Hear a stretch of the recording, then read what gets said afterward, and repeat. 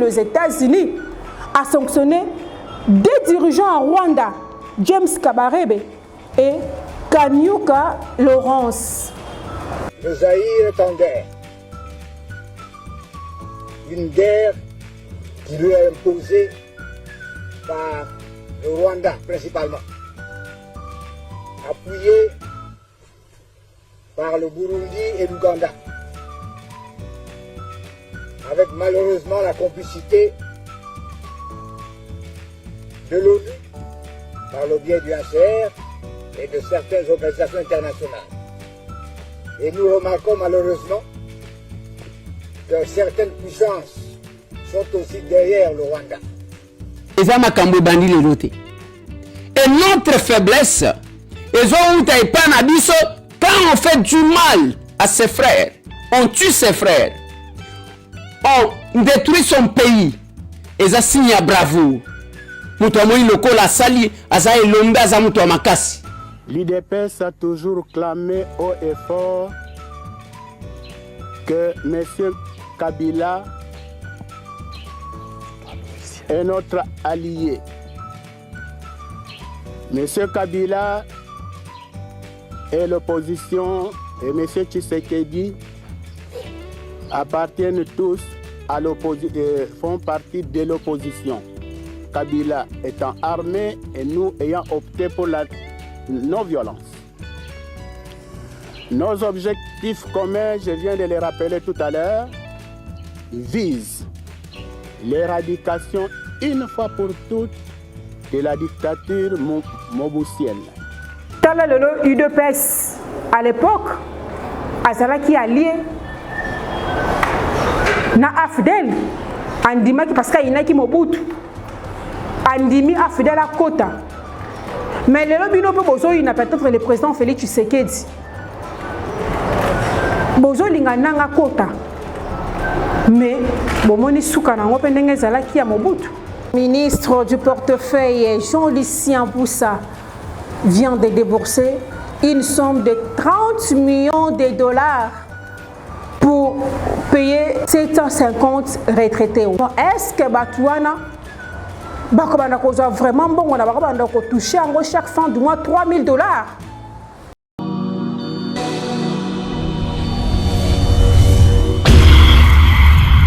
C'est une nouvelle chaîne chez vous, Espoir Henri, Kassima TV, abonnez-vous massivement. Tous les fans de Maman Tatiana, Bino Bebonyamato, Sombitinia Makani, indication politique ya Kitoko, venez nombreux vous abonner. S'il vous plaît, n'ayez pas la rapino. Pourquoi pas Tolali Tolamuki Bokom Maman Dika 24. N'est-ce pas? Et aussi un vrai bien parce que seul soutien, on a ces cabinets les alliés pour s'abonner massivement ici. Et ça les camboya professionnalisme. Olingaka musique, olingaka politique, olingaka nyonso. Awa, te rebanda kolobé là bas sujet tout. Iko quel non, n'est-ce pas? Allez, à suivre. Voilà.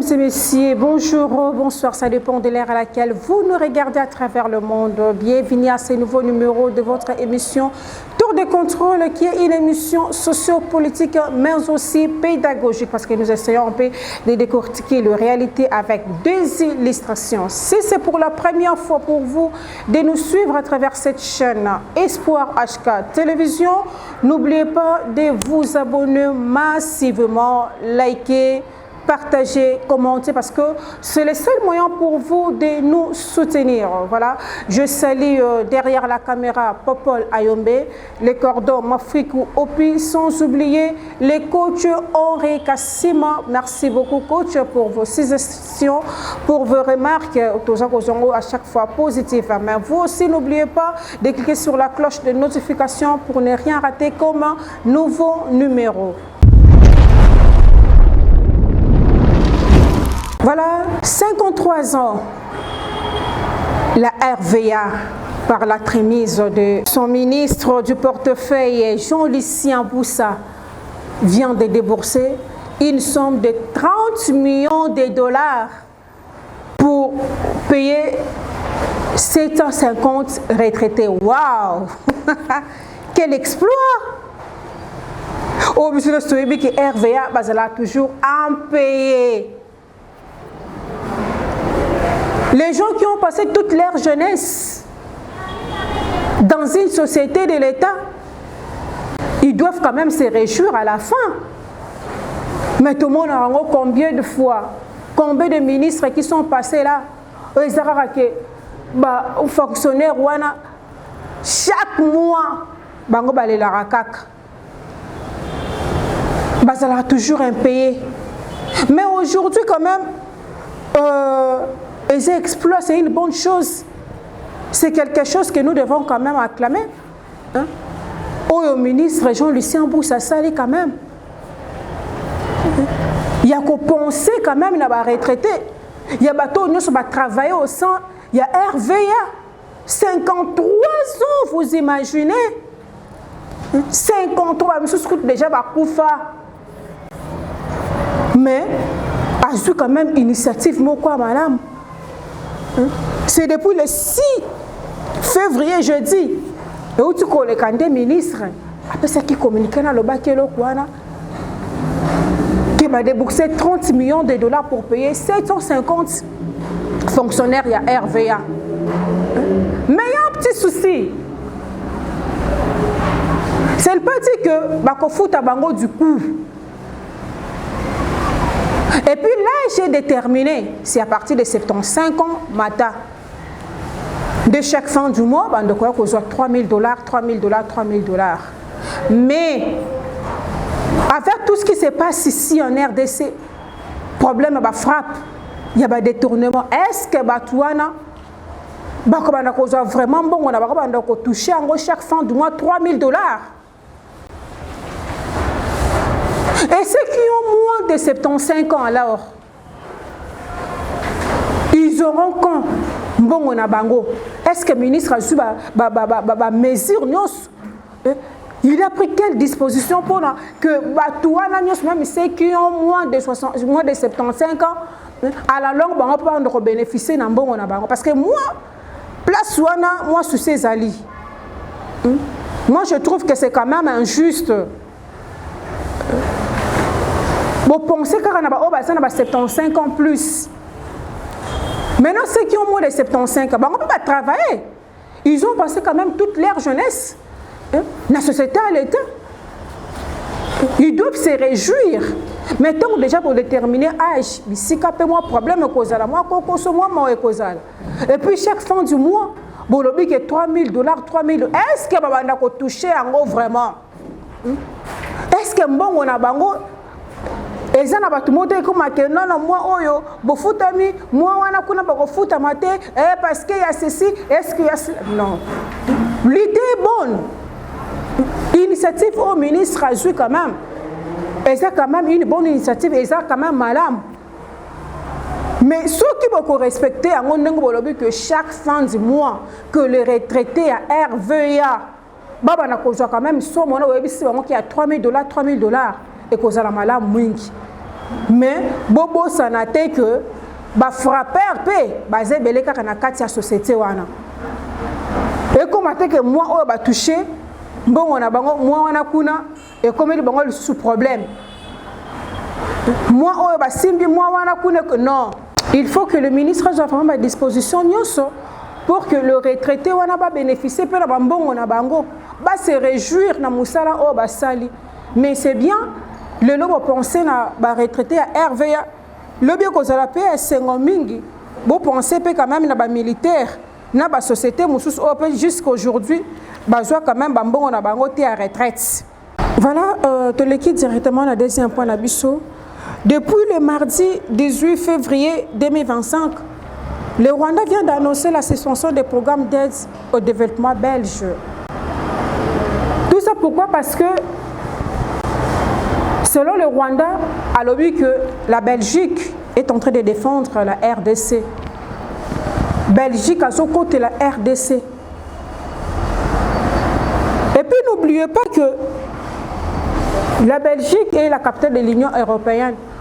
Après la chute de Goma, le chef de la diplomatie belge, Maxime Prévost, il avait condamné sérieusement cet acte. Et après cela, la Belgique et l'Union européenne est condamné non seulement le Rwanda, mais est sanctionné sérieusement le Rwanda. Il y a même aussi les États-Unis a sanctionné deux dirigeants en Rwanda, James Kabarebe et Kanyuka Lawrence, à suspendre à Bango. Tout ça pourquoi Nandenge Bazo pour appuyer en 23 après chute à Goma, après chute à Bukavu, tout le monde que la Belgique et l'Union européenne est sanctionné Rwanda. Et orgueilleux qu'il est, malin qu'il est, Kagame a sauté premier. A lobby à suspendre le programme d'aide Wana à l'Indiango le sous-souté, à Kozongo le sous-souté. Tout ça pourquoi il sait que avec tout ce qu'il est en train de piller à l'est de la RDC, nos minéraux, il va toujours s'en sortir. Mais il oublie que si aujourd'hui tous ces pays-là, Belgique a influencé Bango, que Basomba li Soussou, ba minéraux wanate, c'est sa population qui va souffrir. Il a fait ça par orgueil, parce que c'était un dictateur. Donc il est en train de sacrifier sa population pour son intérêt égoïste. Mais Abo Sanate à l'époque de Mobutu, lors des massacres des étudiants à Lubumbashi, Tango Belgique et suspendant aide na Zaïre. Et puis seulement la même Belgique a influencé que d'autres pays européens pour couper la relation na Bango na Zaïre. Tout le monde où est le Kanaki à l'époque. Comment la population est Nyokamaki? Ndegeni Mobutu Komaki faible. Ne ba embargo no so pesa kiwana.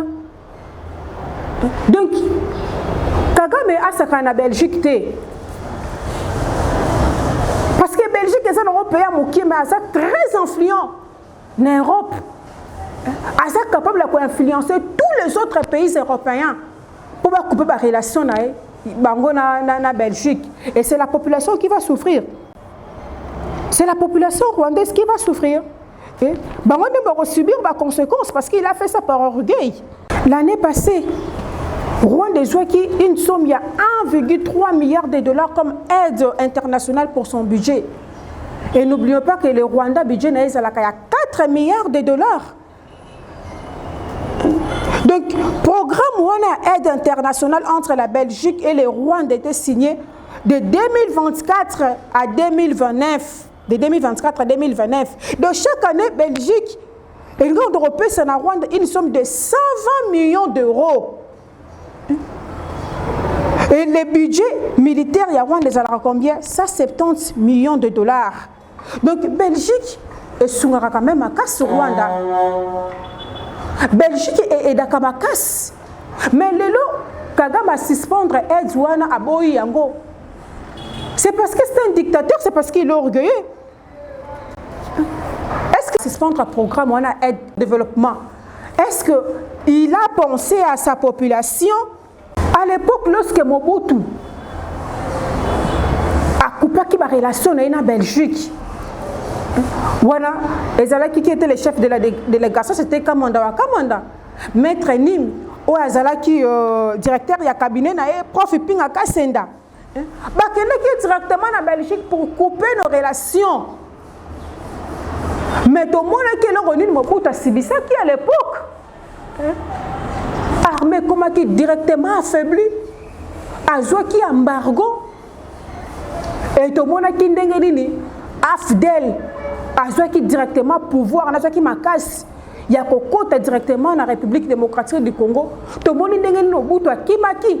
Tout cela pourquoi l'orgueil à Mobutu c'est là que Belgique a quatre relations et puis la même Belgique a influencé tous les autres pays et ma besoin de capter le souci dans le pays de Sahel comme Mali au cas relation directement dans la France et puis ONG mingi banda ko vrai kuna le bazar sous-souté bakei et c'est aujourd'hui c'est la population qui souffre. Donc aujourd'hui ce que Kagame a fait c'est ce que presque Mobutu avait fait à l'époque.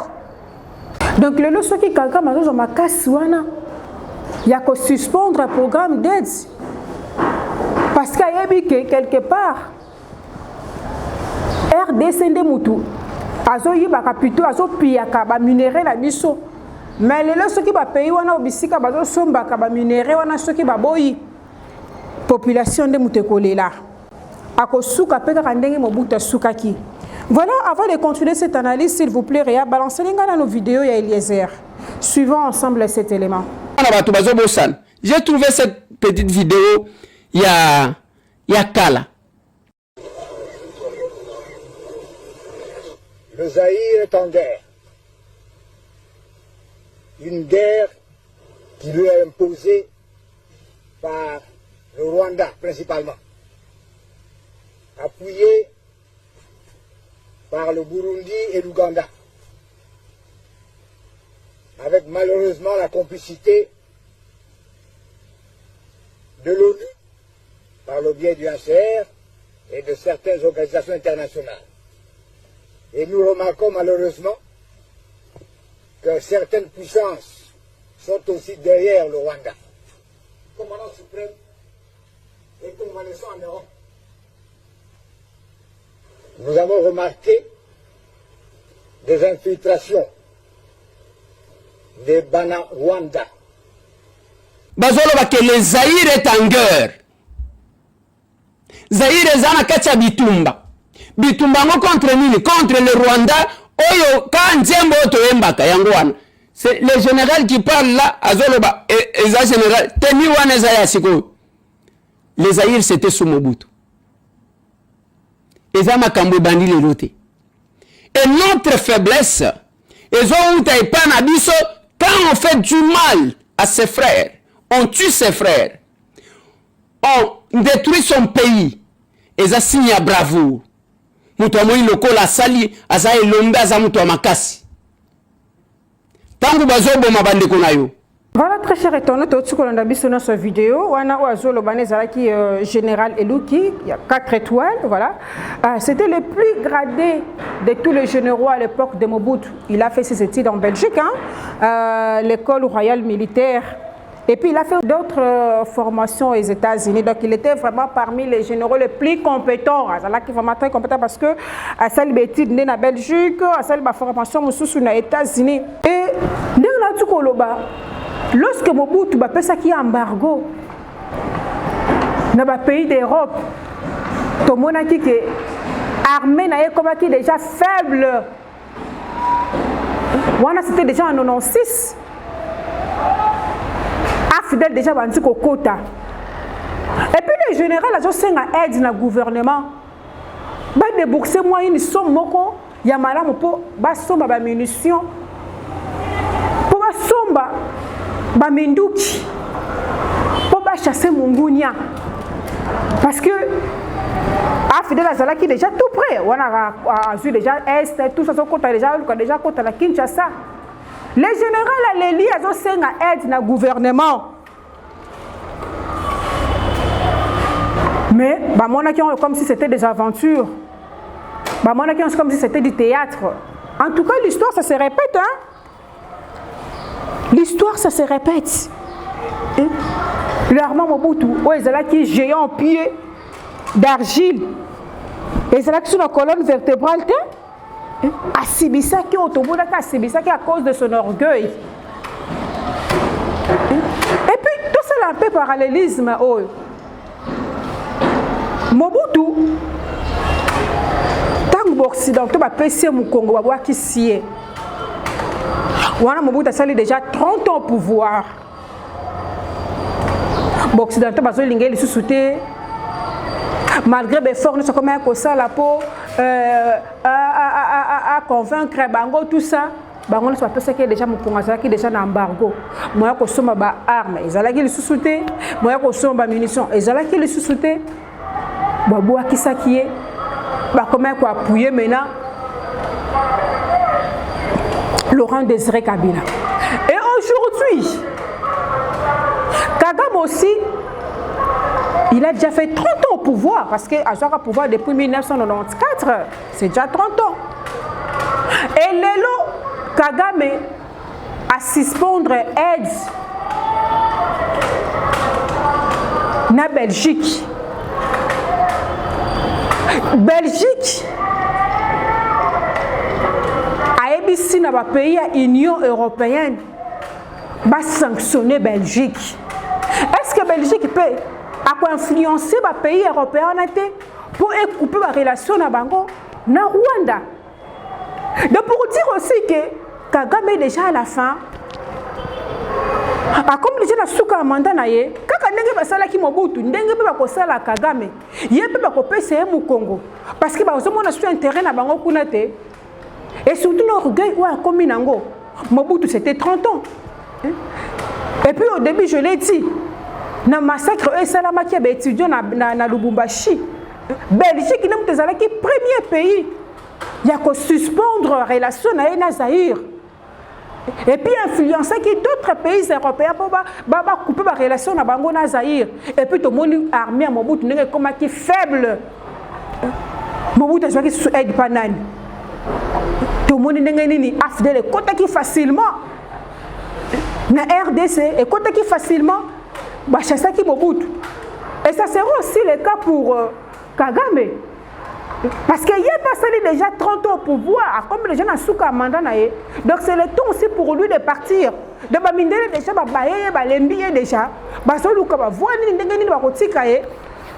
Il faut pas abandonner. Donc, tous à la surprise, le bisou que Kagame va benganie et qu'opposant Moroboé a eu pouvoir. Ou soit coup d'état Moroboé Salami accueilli opposant Moroboé a eu pouvoir en Mbokanae. Parce que Mindele Baza bon on va trouver le sous-intérêt en tout cas Babwa qui sera moto facilement. Tout ce qui est malé banasuka ya analyse na biso mais avant de continuer s'il vous plaît ya on se une vidéo où il y a cadre il y a UDPS à l'époque il y a Zaïre suivons ensemble cet élément.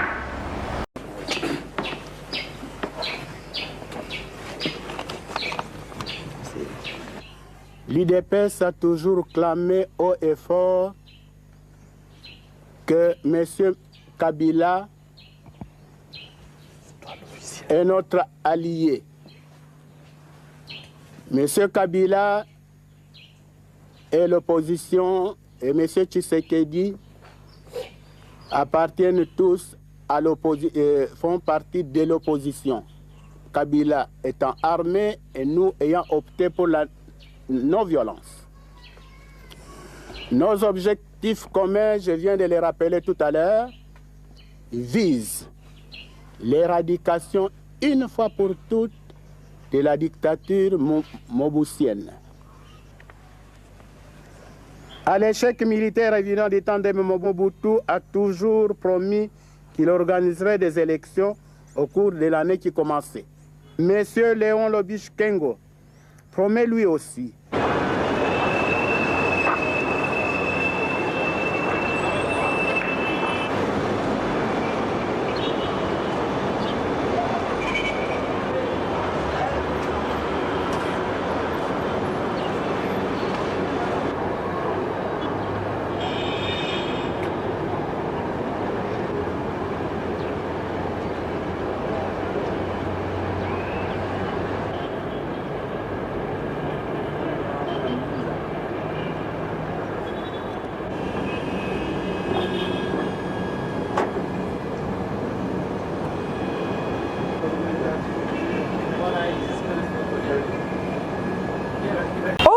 Landana Zalaki, cadre, il y a IDPS, là c'était à l'époque de Zaïre. On a Mobutu déjà Lembi, Afdel Abandi déjà au Kota. Mobutu a mon qui on se comme si aventure, tu as besoin de dire que non, mon condi, il faut dialoguer. Il était sûr de lui, hein. C'est Seko, il était sûr de son armée, tout ça. Les cadres de l'UDPS,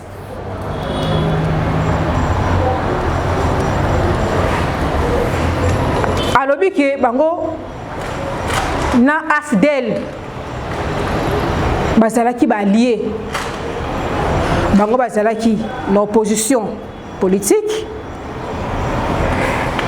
et puis Afdel ezalaki opposition militaire.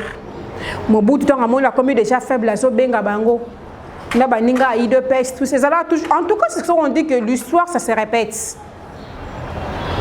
Mobutu, il était tellement orgueilleux, il était sûr de tout ce qu'il faisait.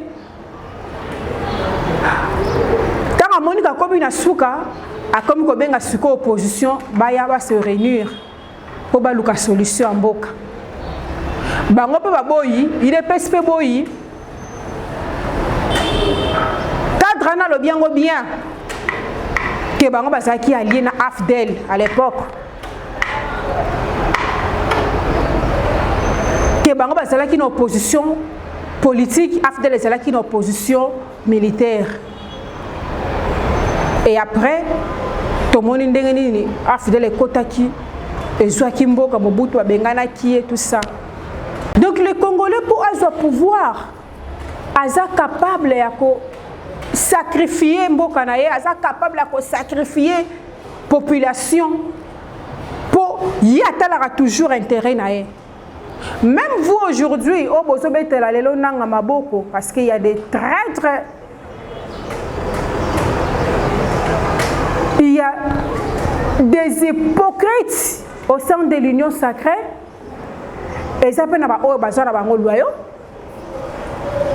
donc, traître, dans l'opposition, peut-être, n'a pas pouvoir, les lobbies, après ça, ça poste.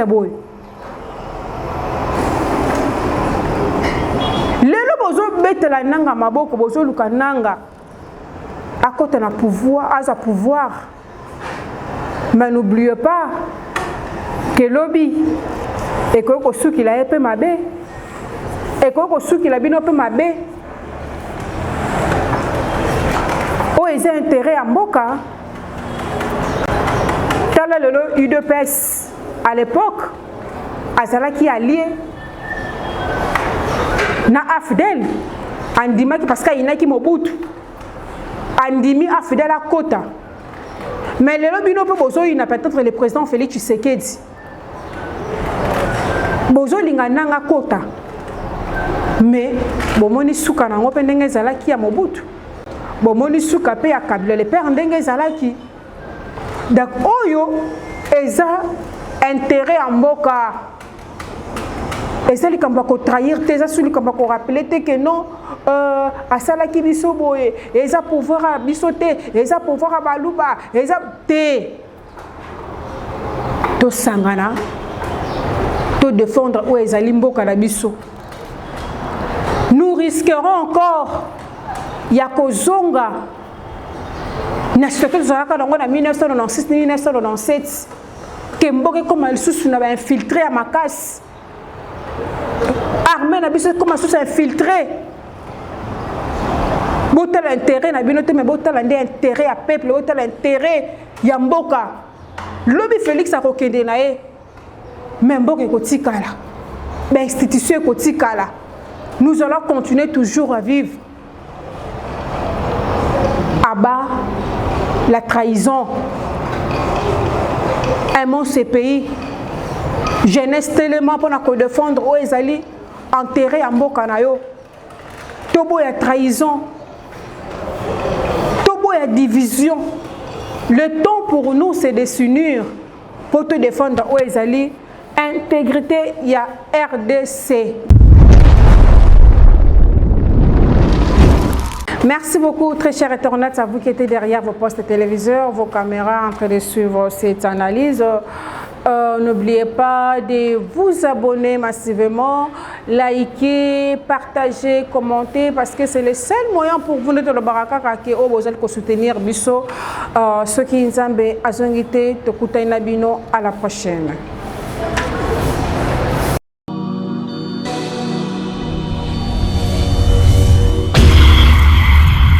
C'est une nouvelle chaîne chez vous, Espoir Henri, Kassima TV, abonnez-vous massivement, tous les fans de Maman Tatiana, bino baiboniraka sombitinya makanisi, indication politique ya kitoko, venez nombreux vous abonner, s'il vous plaît, n'ayez pas la rabino, pourquoi pas tolali tolamuki bokomisi na Maman Dika 24.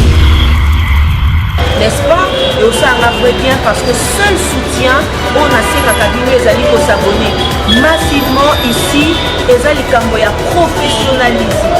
Olingaka musique, olingaka politique, olingaka nyonso awa, tobanda kolobela ba sujet tout. Iko okelo kendo, n'est-ce pas? Allez, à suivre.